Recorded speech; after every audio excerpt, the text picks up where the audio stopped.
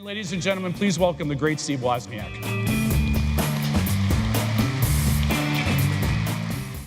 You're an inspiration. Wow. I mean, don't you agree?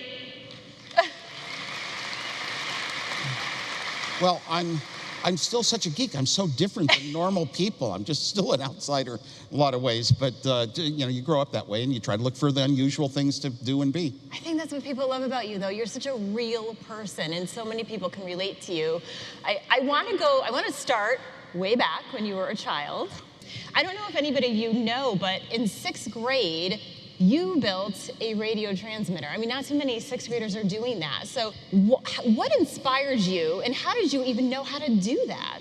What inspired me was a book I read, and the ham radio operators who could send messages to each other in another city, another state, another country. Wow, this was exciting. They were the heroes of the book. And at the end of the book, it said, here's where you can order your materials to learn to be a ham radio operator. I said, wow, I am going to be a ham radio operator because there's no license, there's no age limit like driver's licenses. And my parents, thankfully, one Christmas was the most incredible Christmas of my life.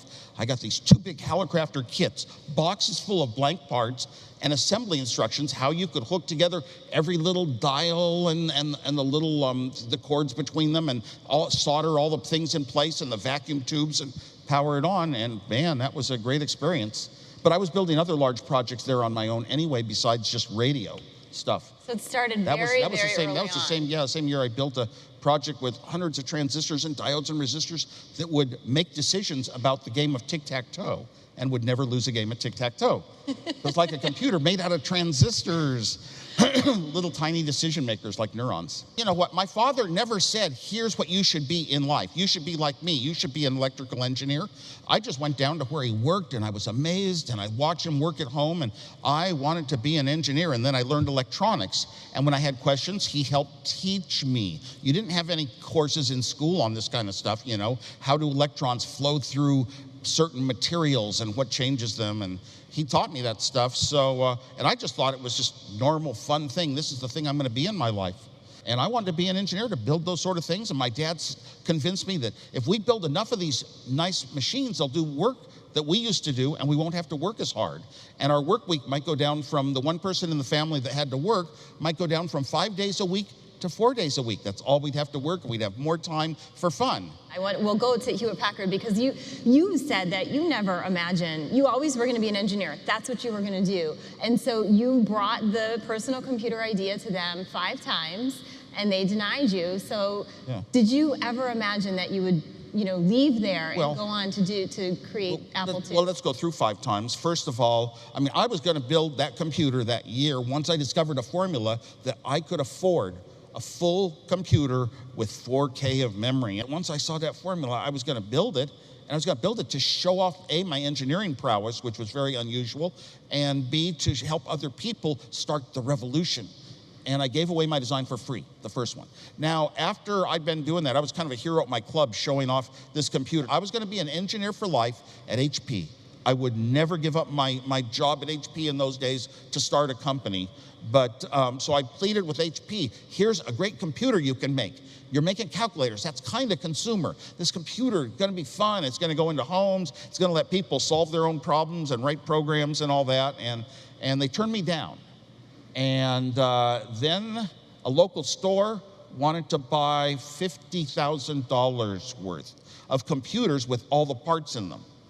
$50,000 was the biggest financial shock of my life to this day. And I sat there, oh my God, it's twice my salary. So I went to Hewlett-Packard's legal department, and then they sent it to every single Hewlett-Packard division. Didn't have an interest in building these little home computers. But like I said, nobody could really tell it was going to be worth money.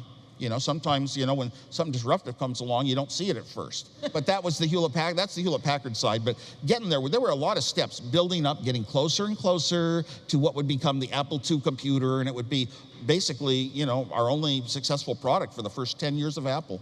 That was a big one. I love hearing other people talk about getting turned on by it, because I got turned on by accident, discovering things no kid could discover when I was young about how computers worked. And I said, oh my God, that's me. That's in my heart. That's what I love. I want to know more about these ones and zeros and how to make decisions with logic. And I wanted to get that out there with all the documentation in the Apple II, everything, so that people could learn on their own. This is actually what I love in life, and I never would have encountered it without this, an affordable, good computer. Keith Sturgill talked about Moore's Law and the inevitable doubling of technology every year or two. What's your perspective on the speed? Okay. Everybody kind of knows that Moore's Law is why our machines got smarter and smarter and did more and more for us and became so much more natural and human. At one point you could handwrite to a machine, and now you can speak to a machine and it kind of understands you sometimes. But it's sort of like they use this phrase artificial intelligence. I think it's kind of wrong, because in very old days, decades ago,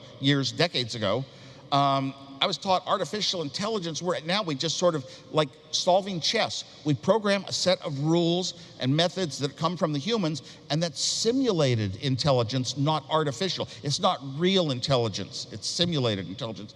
And that's still pretty much the stage that we're trying to crack through. Even the machines that learn on their own never once come up with an idea, this is what I should do. What's an approach that might work? And here's an approach that might get me to my end goal, to solve problems of the world. We're not that stage, and I don't know if we're going to really get there along with the singularity in 2045. We can equal the amount of processing of the brain, but if we don't equal its structure, its model, we aren't going to have artificial intelligence machines that grow up like us, having conflicts and enemies and friends and partnerships and outthinking us. I don't really believe in that. I think they're just going to be working to solve jobs that we've defined and helping us for a long, long time. Far past the singularity even. That's going to be staged. They're going to be our helpful friends, and I worry about it. But I did think it'd be neat if these machines got smart. A little walking guy like I'm a piece of metal here talking to you. If they could be just that natural and personable, they could become your friend. And they could tell you, hey, here's something you might want to listen to or work on, and I'll present it for you. They could be teachers. What if we had this teacher that was a computer, is low-cost teacher, but it was so personable, whether it's virtual reality is needed or just a screen, so personal, looking at my face, knowing my facial expression, knowing my family, knowing what's going on in my life. It's a friend. Once it becomes a best friend, look how many people carry around their smartphones, and it's almost like this is my personal friend. My brain waves are similar to those falling in love. Is it possible that could be the real guide, but it would have to be more human?